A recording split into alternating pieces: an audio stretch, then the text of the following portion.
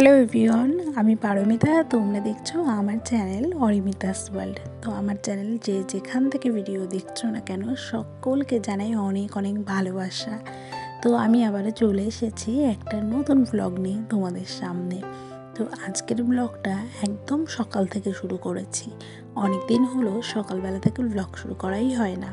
তো আজকে একটু সময় পেয়েছি, তার জন্য আমি সকাল সকাল ব্লগ নিয়ে চলে এসেছি তোমাদের সামনে।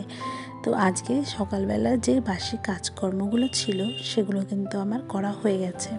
এবার আমি ঘরটর পরিষ্কার করে নেব। আমার সকালবেলায় কাজের চাপটা একটু বেশি পরিমাণে থাকে, মানে সকালবেলায় উঠোন ঘর ঝাড় দিয়ে বাসন মেজে তারপরে তোমার রান্নার জোগাড় যন্ত্র করা, তারপরে সকালে ব্রেকফাস্ট করা, মেয়েকে খাওয়ানো, একটা হিউজ পরিমাণে কাজ থাকে, যে কারণে সকালবেলায় ভিডিওটা করা অসম্ভব হয়ে ওঠে। যার জন্য আমাকে তাড়াহুড়ো করে কাজ করতে হয়, সময়ের মধ্যে সব কিছু কমপ্লিটও করতে হয়। এই জন্য তেমনভাবে ভিডিও আমি করতে পারি না সকালে। তো ভিডিওটা স্কিপ না করে তোমরা সম্পূর্ণ ভিডিও দেখতে থাকো, আর তোমাদের যদি ভালো লাগে সেটাও তোমরা বলতে পারো কিন্তু।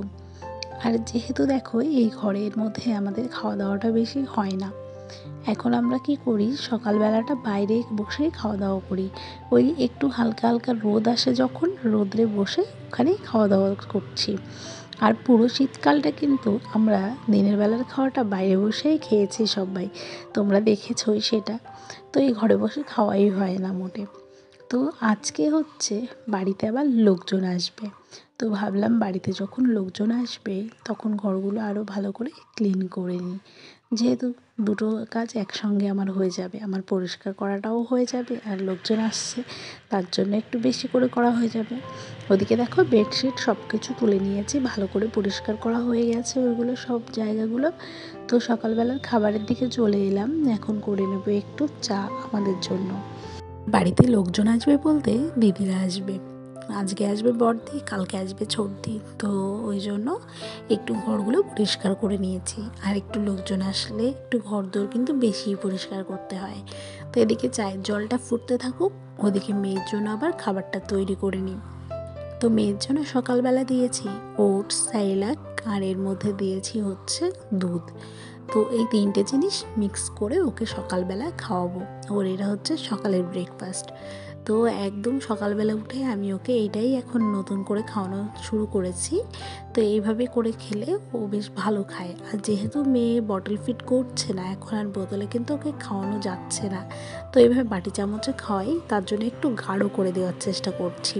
ওই জন্য সাইলাকের মধ্যে একটু ওটস দিয়ে দিচ্ছি, তাহলে একটু গাঢ় গাঢ় হয়ে যাবে আর খাওয়াতে কিন্তু অনেক সুবিধা হয় এইভাবে। তো এটা হচ্ছে আমার মেয়ের আজকে সকালের খাবার। এদিকে চায়ের জল ফুটে গেছে ভালোভাবে, এরপরে চা দিয়ে দেব। আর গোলমরিচটা দেওয়া হয়নি, আজকে মিস্টেক হয়ে গেছে, যার জন্য চাটা কেমন খেতে হবে জানি না। গোলমরিচ দিলে কিন্তু বেশ ভালো হয়, আর আমাদের অভ্যাস হয়ে গেছে গোলমরিচ ছাড়া চা খেতে একদমই ভালো লাগে না।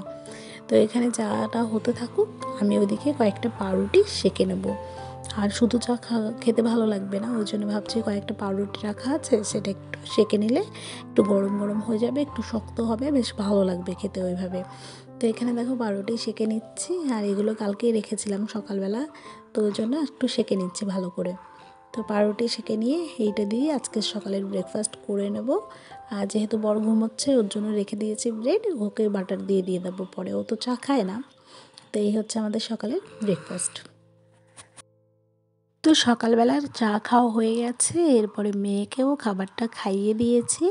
আর এখন দেখো মেয়ে হাঁটছে, ওকে নিয়ে একটু হাঁটাহাঁটি করছি। যেহেতু ও নতুন নতুন হাঁটতে শিখেছে, এখনও কিন্তু স্টেবল নয়, মানে এক জায়গায় এখনও স্থিরভাবে দাঁড়াতেও পারে না ঠিক করে, তো এই 2-1 পা দেয় আর ওইভাবে পড়ে যায়।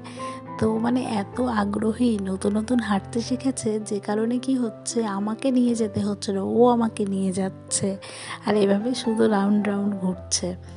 তো এইভাবে ওকে একটু হাঁটাচ্ছি, কেননা এরপরে আমি যাব রান্নাঘরে রান্না করতে, আর রান্না করতে গেলে কিন্তু আমার অনেকটা সময় লাগবে, তার জন্য ওর সঙ্গে একটু সময় কাটিয়ে নিচ্ছি।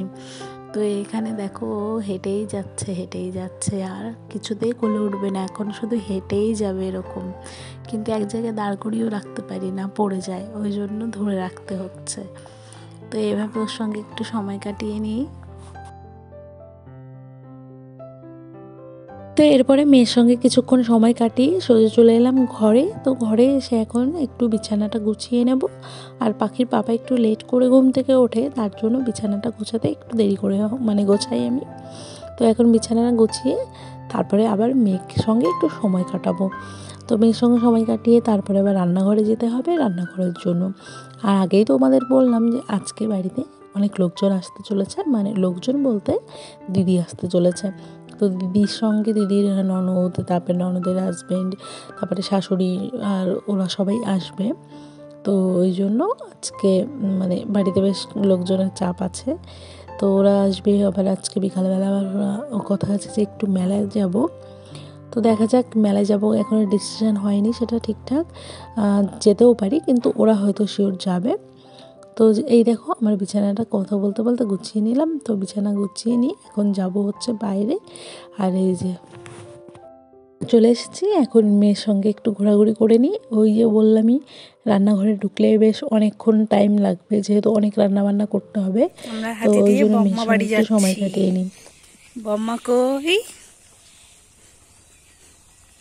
কই বম্মা, বম্মা কোথায়?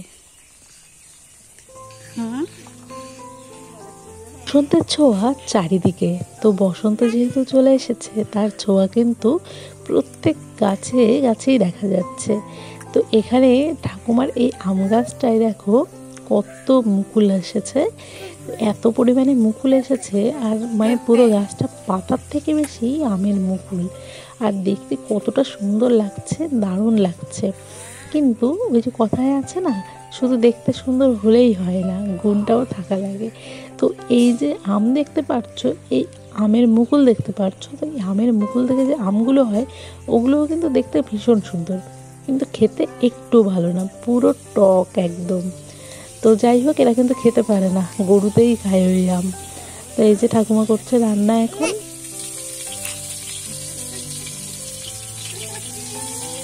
বম্মা কই?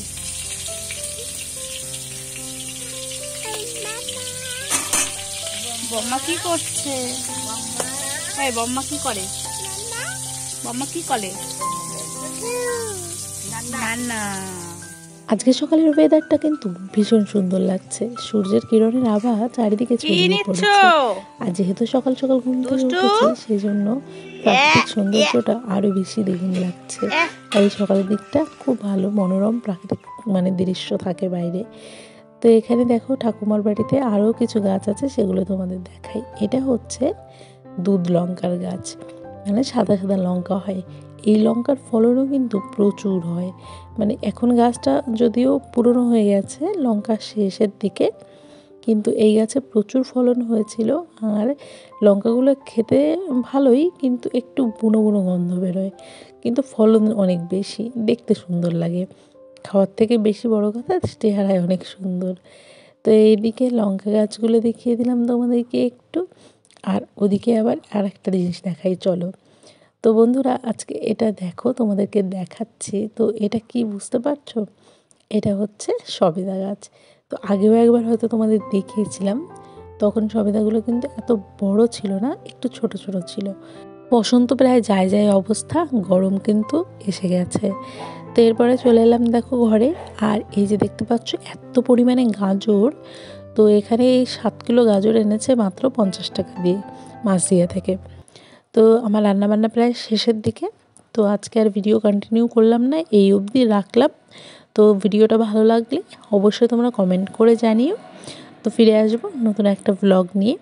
তো তোমরা সবাই ভালো থেকো, সুস্থ থেকো। টাটা সবাইকে।